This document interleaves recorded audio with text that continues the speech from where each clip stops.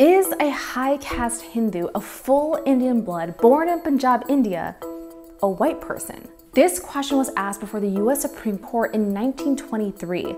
The plaintiff, Bhagat Singh Thind, was an educated English-speaking Indian immigrant and US Army veteran who had already tried to naturalize twice as a US citizen by arguing that he was white. And that's because at the time, Congress limited naturalization to free white people and those of African ancestry and nativity. So what does this little known but consequential court case tell us about the larger story of white supremacy and citizenship in America?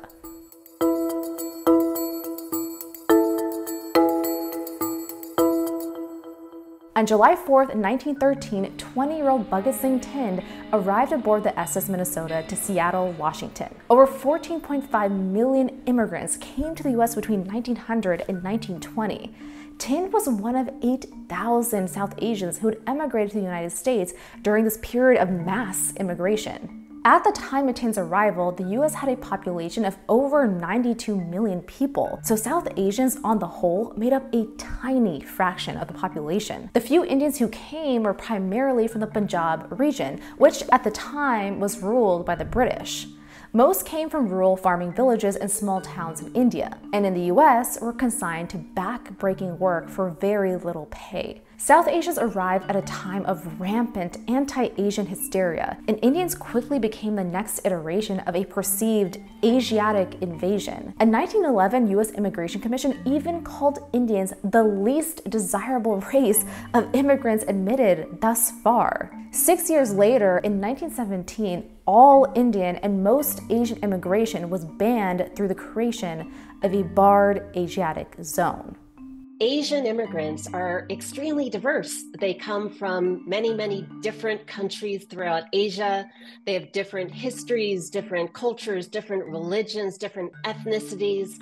However, once in the United States, they were more often than not lumped together as Orientals or as an Asiatic invasion. And what this does in the American mind is that it sets South Asians into this already existing framework of Asian immigrants being economic competition, Asian immigrants being unassimilable aliens, Asian immigrants being a threatening horde.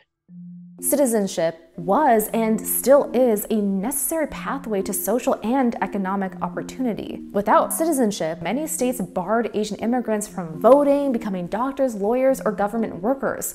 They were restricted from owning land and could not protect themselves from deportation. The only way for immigrant men like Thind to become US citizens was to naturalize, which is the process of voluntarily becoming a US citizen, as opposed to being born one. The first federal law on naturalization was the Federal Naturalization Act of 1790, which limited citizenship to free white people. After the Civil War, the Naturalization Act was amended to include aliens of African nativity and persons of African descent, granting citizenship to millions of Black people previously enslaved and living without citizenship rights, although citizenship did not confer equal rights. At the time, there was no comprehensive legal definition of whiteness, but there was legal precedent. Most European immigrants who arrived during the 19th and early 20th century were able to naturalize, and their whiteness was rarely contested by the courts, though we know they suffered periods of acute discrimination. Meanwhile, it was very difficult for immigrants from across Asia to naturalize. This included not only Indian immigrants, but also Syrians, Afghans, and Armenians, who nevertheless still applied for and sometimes won citizenship. How? Well, not all judges agreed on what made someone white or white enough, but appearances mattered. According to legal historian Hartley Dillon, embracing Western dress, hairstyles, and English in US courts fostered a sense of visual whiteness and upper-class decorum that was required of those proximate to whiteness to naturalize as US citizens. In 1917, the same year Indians were barred from immigrating, Thind submitted his declaration of intention to naturalize to a county clerk in Oregon State and wrote in his color as white. Thind hoped to join the very small group of mostly well-to-do Indian immigrants who had successfully naturalized in lower courts. While he waited for his application to be approved, Thind enlisted in the US Army. Despite rampant xenophobia, the military actively recruited immigrants and non-citizens to serve. And so Thind received his first certificate of US citizenship while stationed at Camp Lewis in Washington state. But just 4 days later, the federal government revoked his citizenship. In 1919, Thind applied for citizenship a second time, but a federal agent from the Bureau of Naturalization tried to convince the court that Thind could not naturalize. However, the district judge acknowledged Thind's military service and his genuine affection for the Constitution, laws, and customs and privileges of this country. He also referred to a line of cases that proved Indians were white. And so, on November 18, 1920, Thind was granted citizenship a second time. But this ruling would not stand. The Department of Justice had been tracking Thind's applications from the beginning. The government wanted to prove once and for all that Indians were not white and planned to use Thind as their test case. So the Department of Justice appealed the ruling, and the case eventually made its way to the US Supreme Court.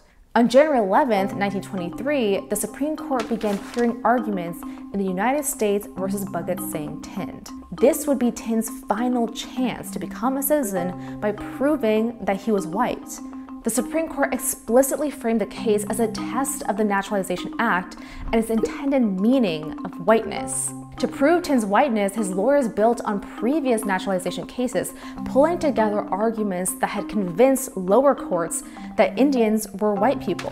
First, they argued that as a high caste Indian, Thind was racially pure because high caste families did not intermarry with other communities. Further, his lawyers argued that because of this supposed racial purity, Thind shared a common Aryan ancestry with Europeans. And as an Aryan, Thind was Caucasian and therefore white. The now debunked notion of a common ancestry due to a supposed Aryan invasion would later be used by the Nazis, but that is a whole other video. The Supreme Court unanimously rejected all of Thind's arguments. Ironically, they rejected the scientific racism used by Thind's lawyers, but to equally racist ends. In the final ruling, Justice Sutherland noted that while a, quote, blonde Scandinavian and brown Hindu may have once had a common ancestor, the average man would see unmistakable and profound differences between them today. Thind just didn't look white enough to those 9 white men. According to the court, all Indians were definitively of Asiatic stock and therefore ineligible for US citizenship. Period.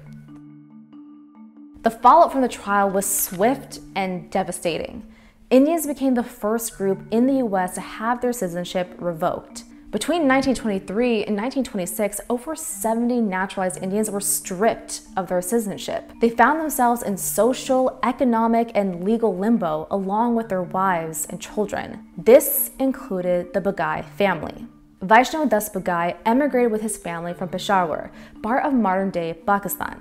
In 1915, Bagai settled in San Francisco with his wife Gala and 3 young sons, Brij, Madan, and Ram. Bagai embraced his new life in America. He wore Western suits, spoke fluent English, and adopted Western mannerisms. He even opened a store, Bagai's Bazaar. But the Thind ruling unraveled the life of the Bagai family, who all lost their citizenship and then their livelihood. In 1928, Vaishno tried to visit his relatives in India but was denied a US passport. This was the final straw for Vaishno, who took his own life in both grief and protest. Vaishno sent a letter to the San Francisco Examiner, which published wrenching excerpts. Quote, "Is life worth living in a gilded cage? Obstacles this way, blockades that way, and the bridges burnt behind." The Thind ruling emboldened the US government to revoke citizenship from other immigrants, including Mexicans and Afghans. It also set the stage for the most comprehensive and restrictive immigration act to date, which passed Congress with overwhelming support in 1924.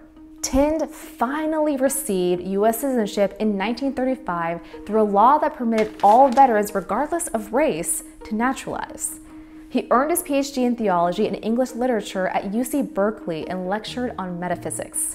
Thind passed away in 1967. During the last 2 decades of Thind's life, immigration and naturalization policies slowly changed. A series of federal laws beginning in 1946 opened immigration up to Indians once more, though these laws still maintain quotas that privilege certain countries over others. Even so, the decades that followed saw large-scale immigration from India and other Asian countries. As of 2020, over 5.5 million people identified as Indian or Pakistani in the US Census. That same year, the city of Berkeley, California named a street after Kala Bagai, Vaishna's widow, almost a century after her family had been driven out. After the tragedy of Vaishna's death, Kala persevered despite a very uncertain future.